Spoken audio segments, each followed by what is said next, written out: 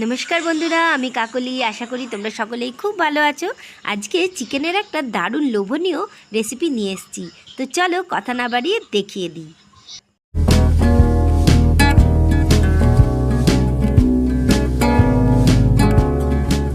দেখো, এখানে আমি 100 গ্রাম মতন চিকেন নিয়েছি, মানে বেশি নিইনি। তো এগুলো সেই থান পিসগুলো, মানে সলিড মাংসগুলো, এগুলোই নিয়েছি।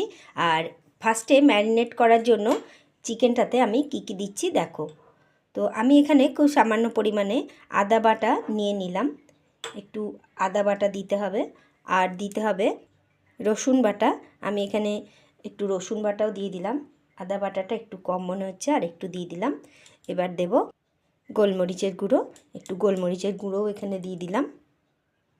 দিয়ে দিলাম খুব সামান্য পরিমাণে নুন, মানে এখানে 1/4 টিস্পুন মতন নুন দিলাম। আর একটু এখানে দিয়ে দিচ্ছি আমি সামান্য পরিমাণে লেবুর রস। একটু মানে যেহেতু চিকেনটা কমই আছে, তো সেই কারণে আমি এখানে অল্পই লেবুর রস ব্যবহার করছি। এবার এটাকে আমি ভালো করে মেখে নেব। এই ম্যারিনেশনটা এরকমই থাকবে, এইভাবে এটা রেখে দেবো ম্যারিনেশন করে। এর পরের স্টেপে আরেকটা আমাকে মশলা তৈরি করতে হবে, যেটা আমাকে এটাতে কোটিং করতে হবে। সেটা কি মশলা, সেটা তোমাদেরকে দেখাচ্ছি। এটা যেহেতু সন্ধেবেলায় বানাবো, সেই কারণে আমি এটা দুপুরবেলাতেই ম্যারিনেশন করে রেখে দিলাম। তো দেখো, এর মধ্যে আমি নিয়ে নিয়েছি বড় 1 চামচ টক দই, আর দিয়ে দিলাম খুব সামান্য পরিমাণে ধনে গুঁড়ো, আর এর মধ্যে দিয়ে দিচ্ছি খুব অল্প 2 পিঞ্চ মতন হলুদ। একটু হলুদ না দিলে ভালো লাগে না, সে কারণেই হলুদ দিলাম। আর দিয়ে দিলাম কাশ্মীরি রেড চিলি পাউডার, এটা কিন্তু বেশ কালারটা সুন্দর করে। আর দিয়ে দিচ্ছি এখানে আমি বড় 1 চামচ মতন কর্নফ্লাওয়ার, আর 1 চামচ মতন এখানে আমি দিয়ে দিচ্ছি ময়দা। তো কর্নফ্লাওয়ার আর ময়দাটা কিন্তু অবশ্যই দেবে। এটা কিন্তু মানে চিকেনটাকে খুব ভালো একটা বাইন্ডিং দেয়, সেই কারণেই আমি এটা দিলাম। আর তোমরা যদি কর্নফ্লাওয়ার বা ময়দা না দাও, তো তোমরা একটু ছাতু রোস্ট করে সেটা এর মধ্যে দিতে পারো। আর এর মধ্যে আরও ম্যারিনেশনের জন্য দিয়ে দিলাম আমি 1/4 টিস্পুন মতন সয়া সস, আর 1 টিস্পুন মতন টমেটো সস। এটা দিয়েও এবার খুব ভালো করে এটাকে আমাকে মেখে রেখে দিতে হবে, যতক্ষণের জন্য পারবে রেখে দেবে। আমি এখানে যেহেতু দুপুরবেলায় ম্যারিনেশনটা করেছি আর সন্ধেবেলায় বানাবো, তো থাক এটা ঢাকা দেওয়া। এরপরে সন্ধেবেলায় চলে এলাম। হঠাৎ করে যেহেতু ঠিক করেছি, সেই কারণেই বিশেষ কিছু জোগাড় ছিল না, ঘরে সামান্য জোগাড় ছিল, সেই দিয়েই বানাচ্ছি। তাই আমি নিয়ে নিয়েছি একটু শুধুমাত্র পেঁয়াজ। আর তোমাদের কাছে ক্যাপসিকাম থাকলে নানান রকম ক্যাপসিকাম দিয়েও করতে পারো। তো পেঁয়াজগুলোকে আমি এরকমভাবে কিউব কিউব এইভাবে কেটে নিয়েছি। আর চিকেনের মশলা মাখানোটা থেকে চিকেনের টুকরোগুলো একটা একটা করে নিয়ে গেঁথে দিচ্ছি, আর এর মধ্যে একটা একটা করে পেঁয়াজ গেঁথে দিচ্ছি। আর তোমাদের কাছে যদি ক্যাপসিকাম থাকে, তোমরা ক্যাপসিকামটাও ঠিক এই একইভাবে পেঁয়াজের পরে গেঁথে দিতে পারো।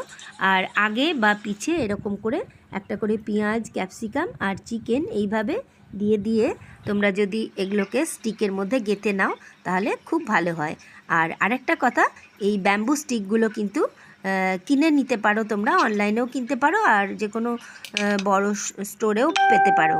তো যাই হোক, এই স্টিকগুলোকে কিন্তু অবশ্যই একটু জলে আগে থেকে ভিজিয়ে নেবে। আর তার কারণটাও বলে দিই, এটাও একটা টিপস।